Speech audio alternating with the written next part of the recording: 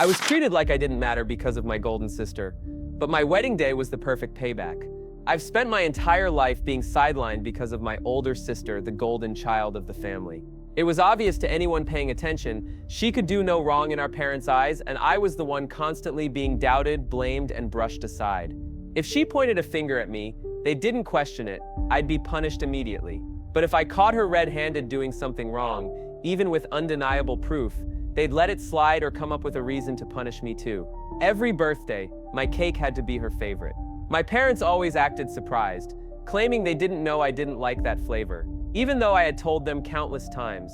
When it came to gifts or trips, she always got more, or the destination was always her pick, even if it was supposed to be my celebration. My sister was spoiled from the start and grew up seeing me as her emotional punching bag.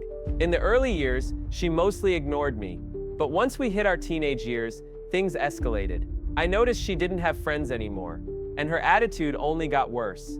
I don't know whether her friends ditched her for being cruel, or if they simply drifted away, but we were never close enough for me to know the details. Meanwhile, I had a solid group of friends and got along well with people at school. That's when she truly turned on me. She started accusing me and my friends of things we didn't do. Suddenly, my parents decided I wasn't allowed to hang out with anyone. They'd say things like, "Your sister says they're bad influences," or guilt trip me with, "Why are you always trying to get away from us? Why can't you be like your sister and enjoy spending time at home?" The only thing that kept me from complete isolation was my extended family. Most of them lived in the same town, and I was close with many of my cousins, even though we weren't the same age. I remember one family gathering where my cousins invited me to something, I don't even remember what it was, and I had to decline. When they asked why, I, in my childlike honesty, just blurted out that I wasn't allowed to have friends since my sister didn't have any. That comment got back to the adults, and I later found out they chewed out my parents for it. Of course, when I got home, I was punished for lying and grounded for a month. But weirdly enough, after that my parents gave me a little more space. So in the end, it was worth it. Shortly after that, my sister switched schools. I guess the embarrassment of our relatives finding out she didn't have any friends was too much for her to handle. Naturally, she insisted on transferring, and our parents, ever eager to please her, immediately agreed, even though the new school was farther and more expensive. She managed to make friends at the new school, but that didn't mean she left me alone. On the contrary, she became even more obsessed with making my life miserable. She couldn't stand that I'd exposed her secret, and now that she had the power to mess with me, she wouldn't let go. Her new friends came over regularly, and they'd all make fun of me together. My parents brushed it off as just teasing. I never invited friends over again. My parents weren't exactly warm or welcoming, and worse, my sister would often accuse my guests of stealing something. My parents always took her word for it. It became easier to just keep my social life outside the house. Still, I had my cousins. Our parents didn't dare treat extended family the way they treated me. Eventually, I started dating. My first boyfriend was someone I genuinely liked, but I didn't want him to meet my family. I knew how things would go. Of course, my parents insisted that he come over eventually, and just as I feared, my sister immediately tried to flirt with him. She wore the shortest clothes she could find, batted her eyelashes, and whispered to him about how bad I was and how much better she could treat him. To his credit, he was completely disgusted and came straight to me to tell me what happened. Unsurprisingly, my sister gave our parents a different version. According to her, he made a move on her, but she turned him down out of respect for me. Guess who my parents believed? I'll be the first to admit that first boyfriend of mine wasn't perfect, but in that moment, I believed him right away. And honestly, a part of me wanted to. I was a moody, bitter teen, full of resentment, and I loathed my sister as much as she loathed me. Up until now, I haven't talked about how we looked, mostly because I didn't think it mattered, but it does tie into this next part, unfortunately. Both of our parents were overweight, and they expressed love mostly through food, lots of food, constant treats. My sister took after them and was heavy-set too. I, on the other hand, was always thin, mostly because I didn't get the same treatment. Being grounded often meant missing out on snacks, desserts, and dinners out. I was left out more often than not, so I just never gained the weight. Obviously, looks don't define a person, but when your personality is already sour and entitled, it doesn't help if you think you can just demand affection and expect it. My sister never had to work for anything. She expected people to love her just because. That included her attempts to flirt. And frankly, even at my most insecure, I didn't believe my boyfriend would cheat on me with her. Still, My parents forbade me from seeing him again. Apparently, I was too naive to see what a terrible guy he was. I tried to sneak around and keep the relationship going, but it didn't last long. The stress of hiding it, and my family's interference, killed it. Eventually, I dated someone else. Different guy, same story. My sister tried to seduce him. He turned her down, and then she told our parents he had made the move. My parents, of course, believed her all over again. I tried pointing out that this was now the second time this had happened, and didn't that seem suspicious? But instead of listening, they told me I had bad judgment and kept choosing the wrong kinds of boys. I couldn't win. That relationship crumbled too. I gained a bit of a reputation in school, nothing too scandalous, but enough that some people started calling me names. I was open to kissing boys, but never wanted to commit to anything deeper, especially not if I had to bring someone home. Thankfully, my sister never caught wind of the rumors at school, and my parents didn't either. Otherwise, they'd have twisted that into another excuse to shame me. Funny enough, my sister did bring one boyfriend home, and the difference in how they treated him compared to how they treated mine was insane. He was their pride and joy. Every second he was there, my parents sang his praises. Why can't you find someone like this? They'd ask me over and over. That is, until he stopped showing up. Then suddenly he was a manipulative scumbag who had taken advantage of their precious daughter. Classic. Nothing changed after that. My sister had more money, more freedom, more trust. She could go out anytime, stay out late, and always got what she asked for. If I complained about the disparity, my parents would say, "She's older than you." But when I eventually reached the same age she had been, I still wasn't given the same privileges. If I pointed out the hypocrisy, they'd either deny they ever said that, or they'd twist it and say, "Well, you're not as trustworthy as your sister." And what proof did they have of that? You guessed it, the false accusations she made about my boyfriends and friends. Eventually, graduation rolled around. For her, she got into a college, not a great one, and she didn't get any scholarships, but it didn't matter. My parents went all out with the celebration. I honestly don't even know how many colleges she applied to, or where else she got rejected, because they only ever talked about her big acceptance. What I do know is that her grades weren't great. Every time she managed a B, it was a reason for cake and balloons. Meanwhile, I consistently brought home high marks, but my parents never acknowledged them. "You always get good grades," they'd say. So what's the big deal? No celebrations, not even a pat on the back. They promised to pay for everything for her. Tuition, books, room and board. I was just relieved she'd be gone, even if it was just during the week. I thought maybe life would get easier with her out of the house. I was wrong. She came home every other weekend, and like clockwork, things would go missing from my room. If not that, she'd find some way to cause trouble for me, and make sure my life stayed miserable. My parents still kept me on a tight leash, and I couldn't figure out how they still justified it when she was away half the time. Eventually, my mom sat me down for a talk. She said that, because they were paying for my sister's education, there wouldn't be any money left for mine. So the smart thing, she said, would be for me to start working right after I graduated. Maybe in a few years, after my sister finished school, they'd see if they could help me with something. Oh, and if I wanted to live at home, I'd have to pay my own expenses. Rent, bills, groceries, all of it. I tried to keep my cool. I didn't show any emotion, didn't cry, didn't yell. I just said, okay. That seemed to rattle my mom. I think she expected me to throw a fit, to argue, to act out so they could paint me as ungrateful and justify not helping me at all. But instead, I calmly told her I understood their situation and thanked her for being honest. A few days later, my dad approached me too, gave me the same speech, different words. I responded the same way. No drama, no begging, just quiet acceptance. What they didn't know was that I had never expected them to help me with college. Not really. I'd lived under their roof long enough to know how things worked. I figured they'd always find some excuse to leave me out. So I started planning early. With barely any social life, no freedom to go out, and no money to spend, I had a lot of time to focus on one thing: school. I studied like my life depended on it, because in many ways, it did. I saw college as my escape, my only shot at freedom. When the time came, all that work paid off. I landed a full-ride scholarship. It wasn't to an Ivy League school or anything fancy, but it was a good university with a strong program. And best of all, it would cost me nothing. I knew my sister would be furious. I knew she'd try to convince my parents to stop me. So, I played it smart. I announced it on social media, publicly thanking my parents for their support. At the same time, I told them in person, That way, if they tried to forbid me from going, they'd have to explain why to everyone in our extended family. At first, they pretended to be proud. My mom even told a few people about it, bragging just enough to keep up appearances. But soon enough, I could tell the tide was turning. My sister must have gotten in their heads again. One night, they asked if I was sure I wanted to go. They said my sister was struggling in college, and if someone as smart and level-headed as her couldn't handle it, how would I? I didn't back down. They didn't like it, but there was nothing they could do. My scholarship was through, the paperwork was signed, and the dorms were already assigned. I was going, with or without their blessing. College changed my life. For the first time, I felt free.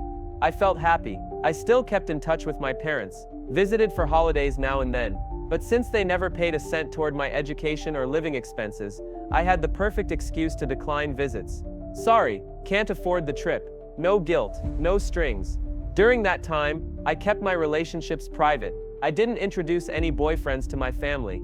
I didn't even mention them, and for a while it was bliss. Eventually, my sister dropped out. I don't know the full story, because true to form, my parents never admitted it outright, but I know she didn't graduate. If she had, there would have been a celebration with banners and confetti. Instead, she just quietly moved back home and started working at the same company as our mom. I'm sure my mom pulled some strings to get her the job. She still didn't pay rent. No bills either. My parents just called it different circumstances and left it at that. That was around the time I met the man who would become my husband. You know how people always say, if I were in that situation, I would have said this, or I would have done that. My husband is the guy who actually does it. Where I was a nervous, anxious doormat, he was bold, fiery, and ready to clap back at anyone who stepped out of line. I'm the kind of person who bottles everything up and cries later. He's the kind who holds his ground in the moment, and then comes up with a clever plan for payback afterward. He doesn't forget, he doesn't forgive, not until he's had his say and served justice, one way or another. He's also the one who encouraged me to share this story. He wanted me to post it to a revenge forum, but we decided it wasn't quite nuclear enough for that.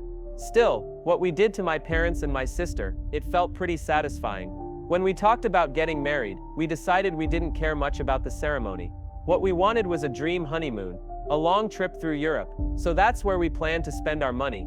As for the wedding itself, we chose my hometown. Most of my family still lived there, and his was scattered around, so it made logistical sense. Plus, we weren't too far from it ourselves, so we could travel back and forth easily for planning. We sent out our engagement announcement and our save the date. A few months out, we started making arrangements. That's when my parents insisted on meeting my fiancé. I wanted to say no, to finally grow a spine and shut that door, but a part of me hesitated. Distance had a funny way of softening memories. I found myself thinking, maybe they weren't so bad. My fiancé, now my husband, looked like I had just crushed his soul when I said I was thinking of letting them meet him. He was already planning something. In fact, he had gone as far as to buy a high-quality pocket recorder, just in case things went sideways. His dream scenario: to catch my sister flirting, reject her, and then share the recording with our entire family. So off he went, alone, absolutely pumped for what was about to happen. He came back grinning like a kid who'd just pulled off the ultimate prank. "Babe," he said, "you're not going to believe what they said. We can ruin them. There's so much material." I was confused, expecting him to talk about my sister throwing herself at him. Instead, he told me to wait before listening to the recording. He said I'd misunderstand if I didn't hear the full context from him first. So he sat me down and explained. Apparently, my parents, after some initial grumbling about not trusting him and doubting his judgment, made him a stunning offer. They said they were willing to help pay for our wedding. On one very specific condition, my sister would walk down the aisle, in a wedding dress, at my wedding. Their reasoning? Since I, the younger sister, was getting married first, it was only fair to give my sister the experience too. They wanted her to walk down the aisle ahead of me, in her own dress, have her picture taken, and even get her own cake afterward, at my venue, on my day, and they actually thought this was generous. My husband, being who he is, didn't flip out. Not immediately. He said his brain short-circuited at first, trying to process just how absurd it was. But instead of laying into them, something in him snapped into gear. He realized we had an opportunity. So he played along. He told them he needed time to think about it, and that he'd run it by me, though he wasn't sure how I'd react. Then he got out of there fast before his face could give anything away. When he recounted this whole thing to me, I was floored. Even after everything, I never thought they'd go that far. The distance had blurred some of the pain, and I foolishly hoped maybe they'd mellowed. But this was a new low. Thank God for my husband. He turned my spiral into something productive.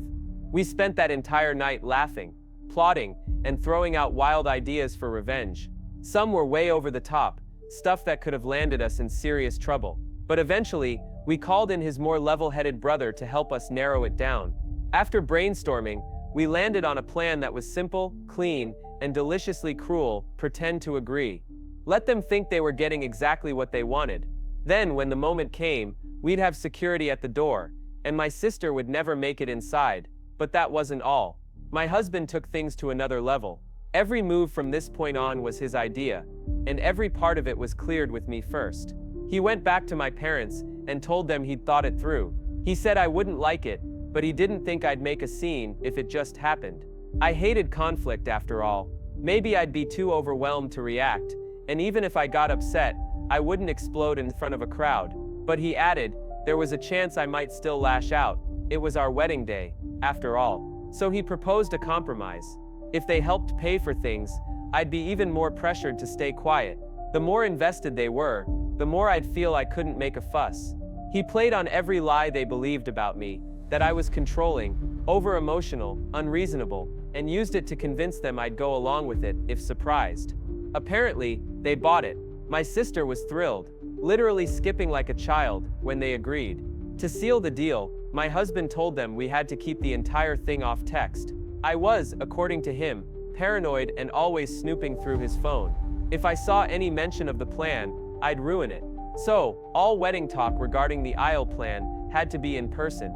My husband then made sure I handled any messages from my sister, reinforcing the idea that I didn't trust him and always checked his phone. Every message she sent him, I responded to, politely but firmly. This fed right into their narrative of me being insecure and domineering. Some people might be uncomfortable with their partner pretending they're awful to manipulate others, but in my case, it was hilarious. I've been so beaten down by my family over the years that being painted as this raging control freak was absurd. I leaned into it and encouraged him. Of course, my sister tried to flirt with him again. He acted conflicted, told her it was complicated, and that he didn't want to do anything to ruin the plan. She bought it, hook, line, and sinker. He even pretended he was feeding her inside info, little tidbits about the wedding plans, always phrased as, "Don't tell her I said this," but, naturally, he never told them about the security guards. The wedding day arrived, and honestly, it was perfect. Not just the weather, though that helped. The venue looked stunning, my dress fit like a dream, and I felt genuinely beautiful. My nerves were buzzing, but I wasn't anxious. I was excited, not just to marry the love of my life, but because I knew what was coming. We had briefed the security team weeks in advance. 2 plainclothes professionals stationed at the entrance had been given pictures of my sister, my parents, and a few of their known accomplices. Their instructions were clear. Anyone from that group who showed up with the intent to disrupt or claim a role in the wedding was to be turned away, politely but firmly. Meanwhile, we let them believe everything was going according to plan. My husband had even told my sister she could arrive an hour early to get ready. She fell for it completely. At the time she was supposed to arrive, I was tucked away with my bridal party. My mother-in-law kept me calm and giggling with little sips of champagne and stories from her own wedding. My sister-in-law, who had become more like a real sister to me, helped adjust my veil. Then the first message came through, a simple text from one of our security guards, targeted entrance, attempted entry denied, scene escalating. We all stopped. My husband peeked out from wherever the guys were getting ready, grinned at me and gave a little thumbs up. We didn't have long to wait. Within minutes, guests who were arriving began murmuring about a scene at the front. Apparently, my sister had arrived in full wedding glam. Not as a bridesmaid, not even as a guest, but in an actual white dress. Floor length, beaded, veil and all. The audacity was astounding. When the guards told her she wasn't on the list, she tried to pull rank, claimed she was the bride's sister, demanded to be let in, and insisted everyone inside was expecting her. She name-dropped my parents and said she was part of the ceremony. The guards, bless them, didn't budge. My parents arrived shortly after and tried to force their way in. My father apparently told security they were financial contributors and key family figures. One of the guards replied, "Sir, we've been instructed that entry is only allowed to those who RSVP'd and are on the confirmed list. You are not." That's when it all fell apart. My sister screamed something about betrayal. My mother cried. My father threatened to sue the venue. Guests walking in had front row seats to the meltdown. Phones were already out, some recording the whole mess. And the best part, we had a videographer too, not just for the ceremony, but for behind-the-scenes coverage. That footage is now locked in a vault. My husband has already made a hilarious compilation with dramatic music. One day, maybe we'll watch it again when we need a laugh. Back inside, we carried on. None of the chaos touched us. The ceremony started right on time. I walked down the aisle, arm in arm with my father-in-law, who proudly took the place my own father had so carelessly given up. My husband looked at me like I was the only person on earth. We said our vows, we kissed, we danced, we celebrated, and my parents, along with my sister, spent the entire day fuming outside the gates of a party they were never invited to in the first place. Later, we found out they had tried to rally some family members to leave in protest, but almost no one did. Turns out, a lot of people were sick of the drama. Some relatives had quietly applauded us. Others sent text afterwards saying how proud they were that we stood our ground. My cousin sent me a blurry photo taken from the parking lot. It showed my sister sitting on the curb, makeup smudged, veil in her lap, my mom yelling at someone off camera, and my dad on the phone, likely calling his lawyer, or pretending to. That image is burned into my memory, not out of cruelty, but closure. That day wasn't about revenge. It wasn't about proving a point. It was about finally truly putting myself first. Final update. It's been 8 months since the wedding, and life looks nothing like it used to. Leona's wedding did eventually happen. Not at the grand venue my parents had been bragging about for months, but at a smaller location after several vendors suddenly backed out. Apparently, some of our family members dropped out last minute too. Word about the scene they caused at my wedding traveled fast, and people started making their own judgments. I haven't spoken to my parents since that day. Not once. They haven't tried, either. Maybe they're still too busy blaming me for the unraveling of their perfect narrative. Leona, of course, couldn't let things go quietly. A few weeks after her ceremony, she sent me a photo from her honeymoon, captioned, "This is what a real wedding looks like." I didn't reply. I blocked the number again. But here's what really matters. I'm at peace. I live in a home filled with love and laughter. My husband and I cook together, we dance in the kitchen when no one's looking, we binge-watch shows under the covers. He reminds me daily that I'm not hard to love, that I was never the problem. My in-laws? They treat me like I'm their own daughter. They showed up when it counted. My mother-in-law still tears up when she talks about helping with my dress fittings.